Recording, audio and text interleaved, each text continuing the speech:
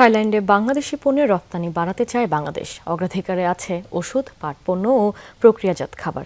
এ কথা জানিয়েছেন বাণিজ্য মন্ত্রী খন্দকার আব্দুল মুক্তাদির। সকালে থাই দূতাবাসের আয়োজনে একটি প্রদর্শনীর উদ্বোধন করেন তিনি। জানানো হয়, আয়োজনে দেশটির ৫৭টি শীর্ষ প্রতিষ্ঠান অংশ নিয়েছে।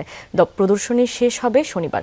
আয়োজকরা জানান, বাংলাদেশের সাথে বাণিজ্য ঘাটতি কমিয়ে ব্যবসায়ীদের মাঝে আরও যোগাযোগ দরকার। অভিজ্ঞতার বিনিময় হতে পারে পর্যটন ও কৃষিকে ঘিরে। তাহলেই ভারসাম্যমূলক বাণিজ্য সম্পর্ক নিশ্চিত হবে। এ সময় বাণিজ্যমন্ত্রী বলেন, বাংলাদেশে বিনিয়োগের চমৎকার পরিবেশ আছে। জটিলতা নেই জমি, বিদ্যুৎ ও জ্বালানি নিয়ে। তাই বিদেশিদের এখানে বিনিয়োগ করা উচিত।